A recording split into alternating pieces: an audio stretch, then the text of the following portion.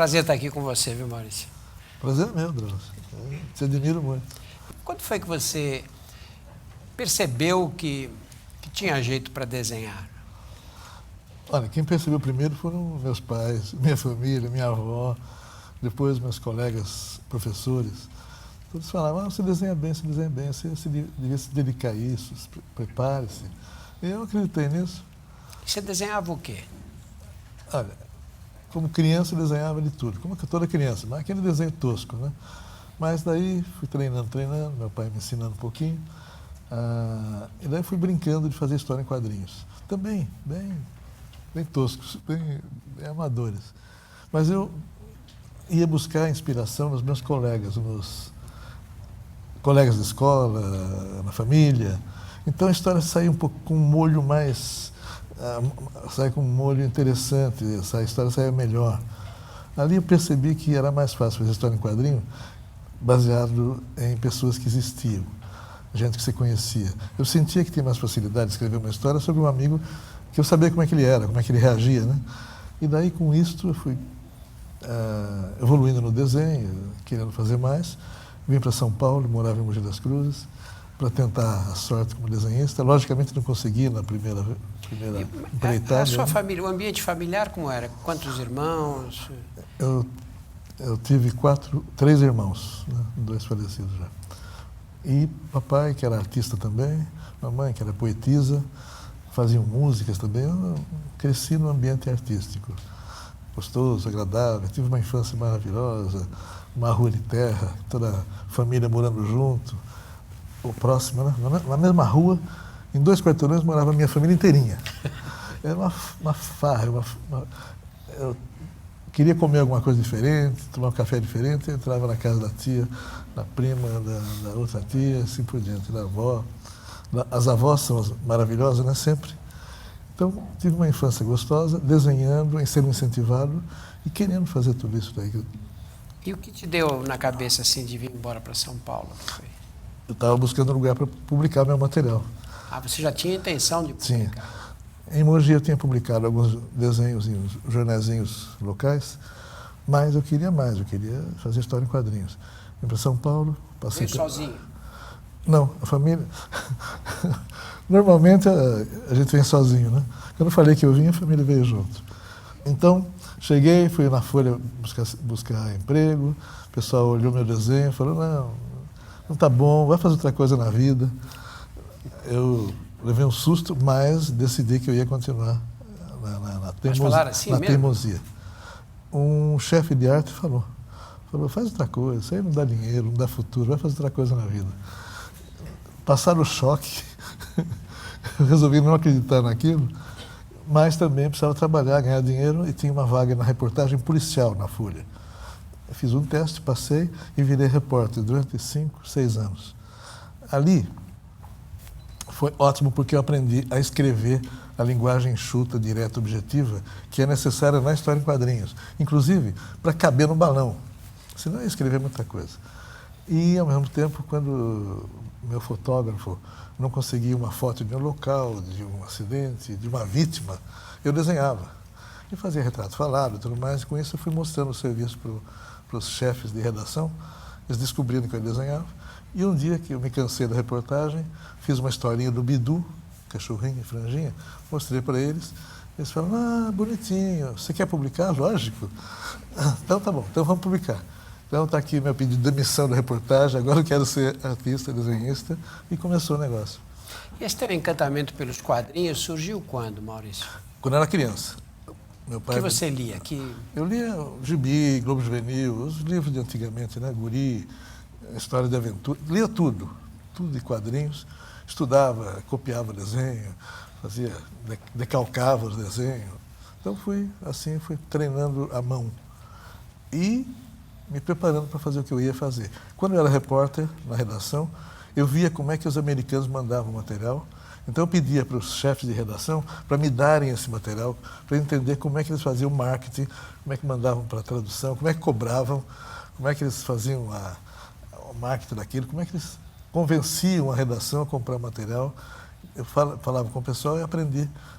Eu falei, então eu vou fazer isso. Então, durante a reportagem, o tempo da reportagem, eu bolei um sistema de redistribuição das tirinhas e quando me vi livre da reportagem, comecei a fazer isso. Com o Bidu, sempre, o Bidu foi o primeiro de todos. Mas era pouco, eu precisava criar mais. Criei o Cebolinha, depois o Piteco e comecei a redistribuir. Comecei isso em 60. Em 10 anos, desenvolvendo bem esse serviço, em 10 anos eu cheguei a mais de 300 jornais.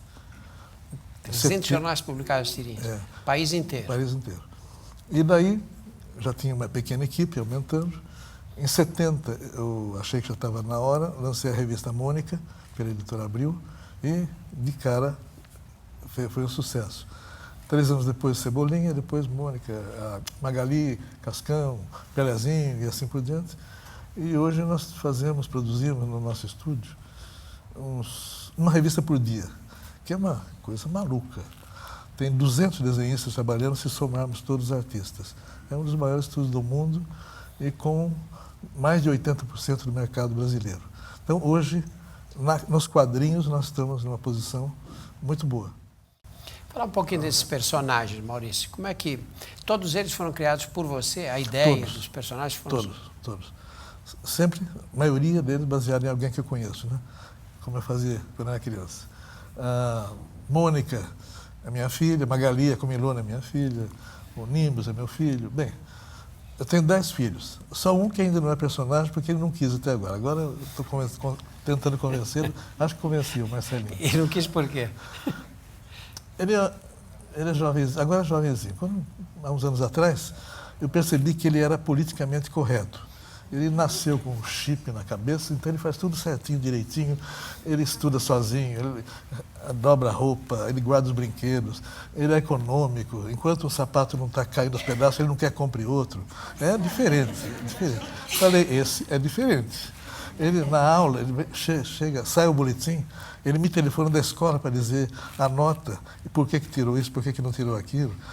Nenhum dos outros 9 fez isso na vida. Falei, então, esse daí eu vou criar um personagem que está faltando. Marcelinho, o certinho. Fui falar com ele. Marcelo, vou criar um personagem assim, assim. Ah, não, pai, não quero. Como não quer? Todos têm, a Mônica tem, Magali, a Marina, o Nimbus, do Contra, todos têm. Pai, eu vou pagar um mico. Marcelinho certinho, o pessoal vai pegar no meu pé. Não quero. Ficamos discutindo anos. Ele não quis. E agora? Como é que eu faço? Está faltando um personagem na história que fale de economia, de dinheiro, de cuidado com o dinheiro. E ele está lá, prontinho, nasceu assim. Agora, recentemente, eu consegui convencê-lo. Esse ano devo lançar o Marcelinho sem o certinho. Sem o certinho. Vamos falar de economia, finanças, qualquer coisa assim. A economia dele.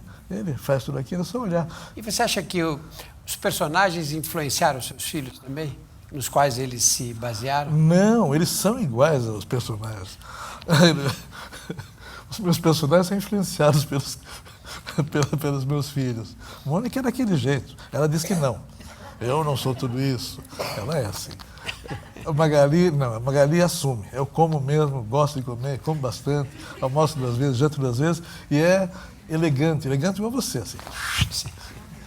E o Cascão? Cascão era baseado num garoto que eu conheci em Mogi, que não tomava banho mesmo, tinha esse apelido, e era amigo do Cebola, que tinha um cabelo assim, igual a parte de cima da cebola, e falava errado, tinha dislalia. E então é só você olhar em volta, na plateia aqui deve ter 10 personagens ótimos. Tem alguma sugestão aí? É só fazer assim, você vem aqui, conta uma historinha da vida e já nasce o personagem. Quando começou a publicar a tirinha, a primeira tirinha que você fez, você disse que começou a montar uma equipe. Que critérios você usava para a equipe? O critério básico, você sabe desenhar? Sei. Você copia esse desenho da Mônica aqui, ele copiava mais ou menos bem, já estava contratado. Não precisava ter diploma de desenhista, ser universitário nem nada. Naquela hora, tudo servia desde que desenhasse, produzisse e fosse uma pessoa séria. Principalmente, que gostasse de criança. Aí era vital. Você tem uma ligação forte com as crianças, né? Visivelmente, na sua obra toda, né? Na obra, na família, na vida, de todo jeito. Um monte de crianças, a partir dos 10 filhos, né? Mas eu gosto muito de criança, porque a gente aprende, você deve saber, né?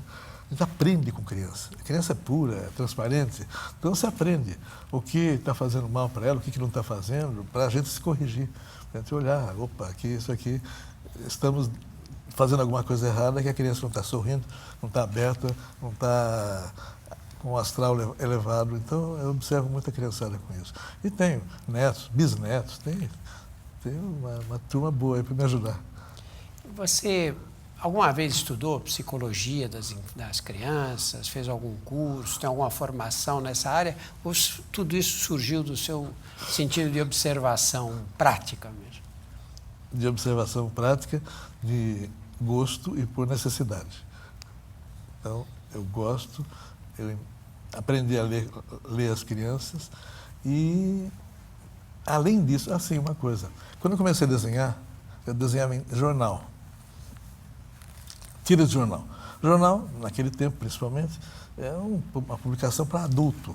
Então, eu comecei a desenhar minhas historinhas com os personagens infantis, historinha, às vezes, meio ingênua, mas bem humorada, com uma técnica bem norte-americana, para não sair do esquema, né? Eu demorei para perceber que as criançadas é que estavam me aceitando como autor, que a criançada pegava o jornal do pai e lia a historinha. Então, eu custei a perceber que eu era um autor para criança. Aliás, eu nunca me pus como autor para criança. A criançada é que me elegeu. Então, de repente, eu estava escrevendo para a criançada. Eu descobri uma coisa legal. Você escreve para a criança hoje, principalmente a criança de hoje, você está escrevendo para o mundo. Porque você tem que dar o melhor de si, tem que fazer uma história com humor, com astral, com mensagem inteligente, senão a criançada reflui, ela bota o pé atrás. Então, com isso, eu aprendi que se hoje eu escrever para um leitor de 13 a 15 anos, eu estou escrevendo para a criançadinha que vem vindo com tudo, e estou escrevendo para o pessoal mais velho que não quer ver na história em quadrinho uma elucubração, um negócio muito sofisticado, alguma coisa meio difícil de ser entendida. Então, hoje, acho que se a gente fizer para a criançada jovenzinha, você está escrevendo para o mundo. É só você ter cuidado para fazer uma coisa inteligente, porque não estou aceitando mais coisa meio tosca, meio burra, nem a criançadinha pequena. Você leu muito quadrinho, né? Li. Você acha que alguns desses autores te influenciaram diretamente? Vários autores influenciaram aqui ou ali, em roteiro, em desenho, em enfoque, no grafismo. Então, eu sou uma misturinha de várias influências do meu tempo de infância, de juventude, e que agradeço muito. Muitos deles eu conheci, fizemos amizade, ficamos amigos, eles viram a Mônica e ficaram fãs da Mônica também, alguns. O meu ídolo foi Will Eisner, que fazia uma história chamada O Espírito, que nem era infantil, era uma história policial. Para adulto. Mas a criatividade dele, até hoje, ninguém chegou perto. Eu acho que é o maior criativo da história em quadrinho do mundo, em todos os tempos. Eu fiquei muito amigo dele. E daí, conversa vai, conversa vem, ele começou a conhecer o meu material, virou um fã, recebia o material nosso lá nos Estados Unidos, vinha para cá, a gente conversava muito. Então, trocamos ideias, e ele falava, eu não consegui fazer o que você fez. Ele pode ter feito as melhores histórias do mundo, mas ele não falava com a criançadinha. Então, ele era meio invejoso nisso. A gente batia um papo gostoso. Era uma figura maravilhosa. É interessante que o seu traço é um traço muito limpo, né?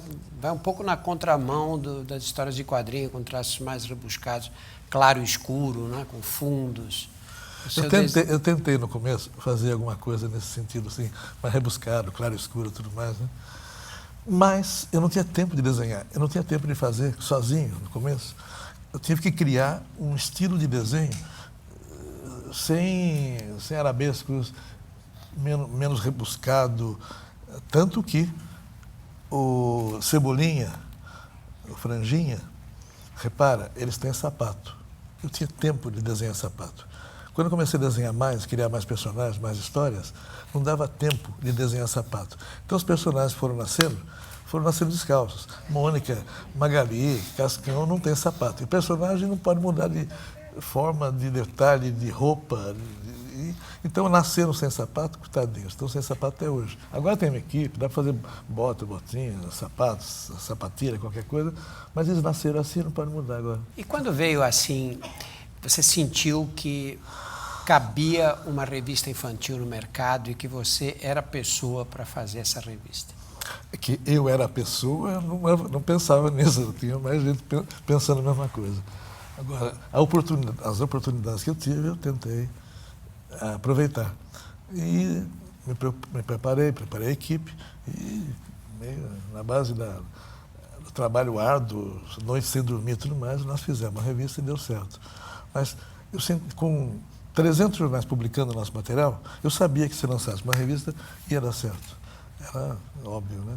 Como também, quando eu comecei a fazer desenho animado, a mesma coisa. Sabia que os desenhos iam funcionar porque já tínhamos toda essa base marcada aí. E a primeira revista, quando saiu, foi distribuída já no país inteiro? No país inteiro. Eu entrei, por sorte, numa grande editora, que era a editora Abril, que dominava o mercado com os personagens da Disney e vendia 4, 5 milhões de revistas.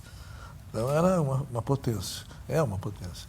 E minha revista saiu com um bom número, 200 mil. Mas naquele tempo, 200 mil era pouco, perto da concorrência, né? Mas, de qualquer maneira, funcionou bem.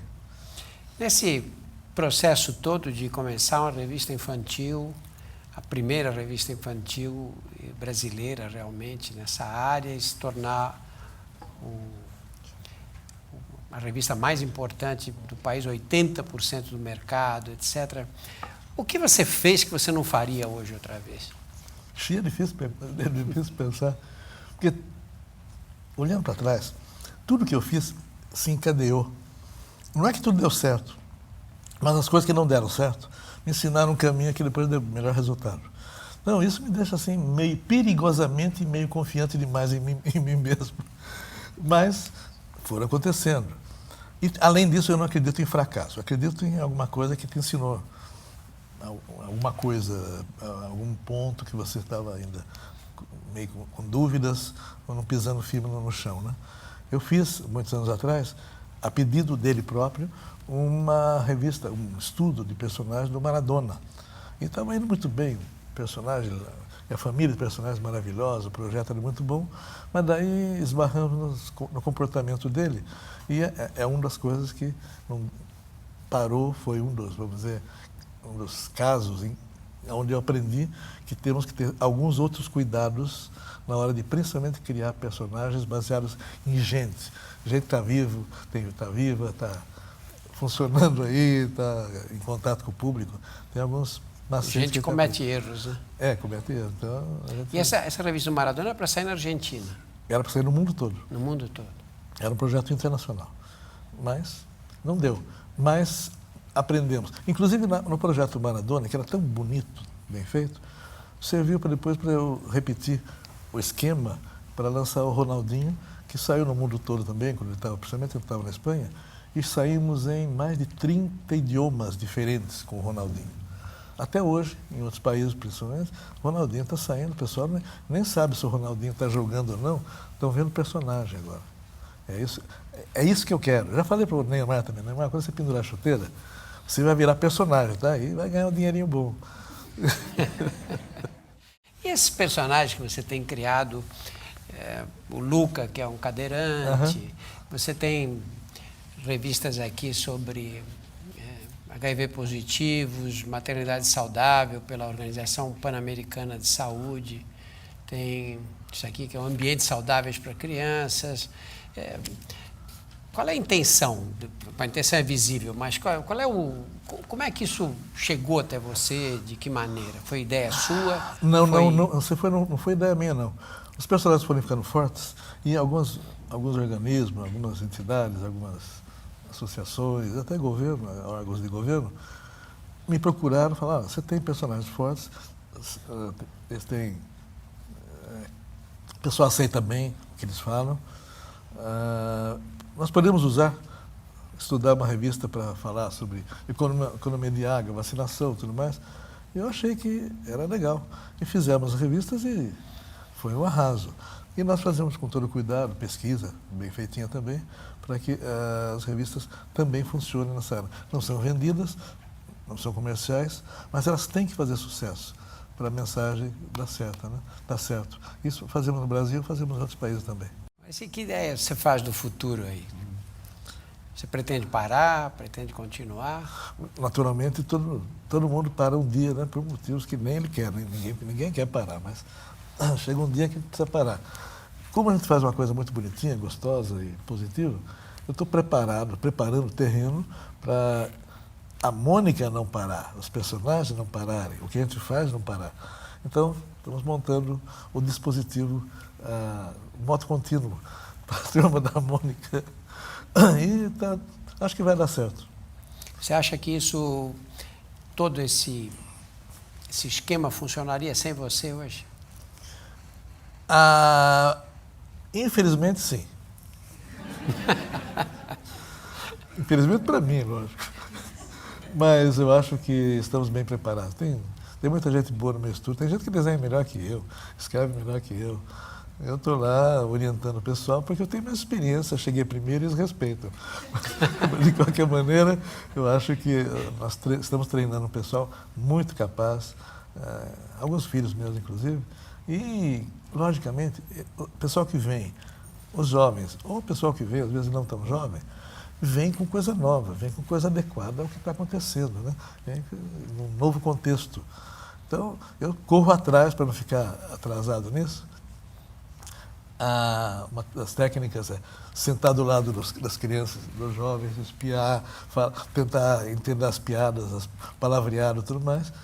Mas, sem dúvida, quem vem melhor preparado são os jovens, as crianças de hoje, e é só você dar uma burilada boa, você acompanhar e ir orientando tudo mais, na parte da ética principalmente, as responsabilidades, e a coisa continua do mesmo jeito. E você vê alguma forma de conciliar a história em quadrinho clássica com a internet que rouba a atenção da garotada? Não, o negócio é você colocar a história em quadrinho clássico na internet. É usar as plataformas. Não é falar, isso é um inimigo, vai prejudicar, não. Vamos somar. Jogos, tem joguinhos aqui, vamos botar games também lá na internet, com a Turma da Mônica, com o Chico Bento, com o Horácio. É a gente se preparar e usar o que vem aí, tecnologia inclusive, não podemos ficar parados. E não é força de expressão, não é da boca para fora, não. Tem que ser assim. É assim, tem que ser assim e será assim. Você acha que a sua editora está preparada para isso? A empresa e as editoras estão se preparando cada vez mais. É um susto, porque cada vez que eu chego lá, pessoal, agora arte final é no tablet. Meu Deus, e agora? Quando eu pus computador na empresa, falei, vou pôr computador. Ai, meu Deus, vamos perder o emprego, o computador vai fazer tudo para tudo que nós fazemos. São ilusões, são erros de perspectiva que normalmente o pessoal que está acomodado tem. Ele acha uma ameaça em qualquer coisa diferente. Mas ele não sabe, não sente que o que vem, a tecnologia, as ferramentas, estão na mão dele para ele aprender a usar também, para poder utilizar, para melhorar até a qualidade do material. E é assim, tem sido assim, é assim, será assim. Então, nós temos que não brigar com a realidade, com o futuro que chega todo dia. Então, é por aí que nós vamos. Maurício, você acha que hoje um menino como você, quando chegou em São Paulo, conseguiria criar um espaço desses, ou isso foi coisa do passado? Há hoje outro contexto, né? E hoje tem muitos meninos aí criando espaços muito interessantes na internet. Se você for olhar a internet aí, está cheio de bons trabalhos, pessoal que está fazendo ótimos desenhos, textos e tudo mais, e terão o seu espaço, terão o seu espaço, sem dúvida. O artista, o desenhista, o criativo, ele tem que ter só um cuidado, ele tem que se administrar bem. Ele tem que entender e sentir que ele não está desenhando para ele. É bom que ele goste do que faz, que ele se sinta bem, que seja prazeroso, mas se ele fizer para ele próprio, ele vai morrer à míngua. Ele tem que achar a turma dele, tem que achar o foco, tem que ver Que tribo que pode gostar do que ele está fazendo e pagar por isso? Então, se houver um pinguinho de administração e de uma orientação, ou um entendimento, consciência do artista, que ele não pode desenhar para ele próprio só, daí ele, e for um bom artista, tiver talento, ele vai conseguir o mesmo espaço. E hoje é mais fácil. Meus roteiristas espalhados pelo país aí, de Porto Alegre até Manaus, estão trabalhando também com qualidade de vida, ou do lado da família, da esposa, ou do lado da mãe, com a comidinha legal. Então, eu acho que mudou tudo. E você hoje, as fronteiras, o espaço, não segura mais ninguém.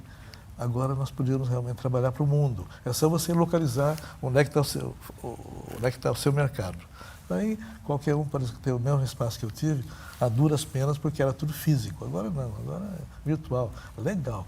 Eu vejo o pessoal fazendo arte final lá nos tablets, eu fico besta, meu Deus do céu, se eu tivesse isso naquele tempo, dominasse isso daí, a gente estava muito mais adiantado. E o fato de você ter roteiristas espalhados pelo país, você acha que essa diversidade dá uma ideia da diversidade brasileira, se reflete que dá uma ideia da diversidade brasileira, se reflete no conteúdo das revistas? Há alguns anos, todos os roteiristas trabalhavam na casa, trabalhavam no estúdio. Daí eu comecei a descobrir, comecei a perceber que eles estavam se repetindo. Trabalhavam no mesmo lugar, conversando a mesma coisa, lendo a mesma coisa, as mesmas formas de comunicação que chegavam para eles, né? Então, estava pastelando um pouquinho. Estavam colando um do outro. Além disso, São Paulo castiga muito o habitante daqui com trânsito danado, com horas em fila de carro aí. Então, todos eles, cada um deles perdia 2, 3 horas por dia no trânsito para chegar no estúdio. Chegar e voltar e tal. E morava longe, tinha muitos problemas. Daí eu falei, vou propor uma coisa para eles. Chamei e falei, pessoal, vocês ganham também para produção. Então, essas horas que vocês perdem, vocês estão deixando de produzir. Se vocês forem para um lugar onde vocês não têm esse tipo de problema, voltem para suas origens, para sua casa, casa da mãe, pega a família, vai para um condomínio legal em qualquer lugar do Brasil, vocês vão ter uma qualidade de vida muito melhor. Agora, com a internet, vocês podem mandar material, eu vejo, e a gente se conversa desse jeito. Eu não falei para eles que estavam se repetindo ou colando um do outro. Era meio ofensivo. Daí, você quer mandar a gente embora? Não, não quero. Eu quero isso. Cada um foi para um lado. Estão espalhados pelo país, mais de 20. Deu tão certo, a variedade de histórias foi lá para cima, as informações, ambiente, tudo que eles recebem já dá um molho diferente em cada roteiro.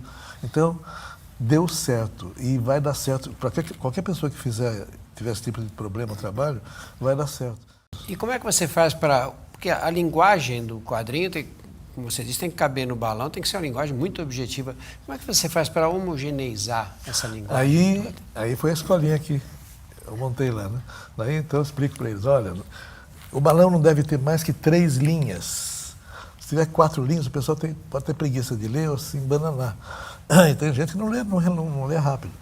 Então, precisa 3 linhas, não pode muito arabesco nas histórias. É o velho desenho simplificado que eu fazia no começo, porque não tinha tempo, mas virou um estilo e agora é imitado por aí.